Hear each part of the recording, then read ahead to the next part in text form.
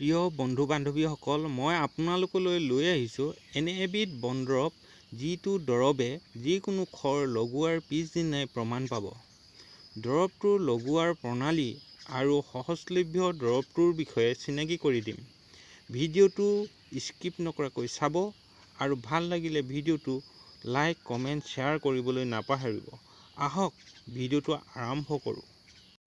খৰ এবিধ ছালৰ ৰোগ। এই ৰোগ হোৱা ঠাইত খজুৱতি হয়, দেখাত ৰিঙৰ দৰে হয় আৰু বগা বগা ফোঁহা হয়। এইবিধ ৰোগ হ'লে কচু, বেঙেনা খাব নালাগে ৰোগবিধ ভাল নোহোৱালৈকে। প্ৰিয় বন্ধু বান্ধৱীসকল, আহক বন দৰৱটোৰ সৈতে চিনাকি কৰাই দিওঁ। এইবিধ উদ্ভিদক দ্ৰোণ বন বা কিছুলোকে দোল বন বুলিও কয়। এই গছজোপাৰ পাত এমুঠিমান আনি ভালদৰে ধুই লৈ পাতত লাগি থকা পানী শুকাবলৈ ছাঁ পৰা ঠাইত মেলি দিব।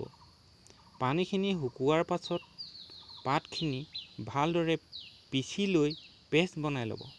খৰ হোৱা ঠাইকণ খজুৱাই লৈ ফোঁহাবিলাক ফুটাই দিব আৰু পেষ্টখিনি সেই ঠাইত 10-15 মিনিটমান লগাই ৰাখিব।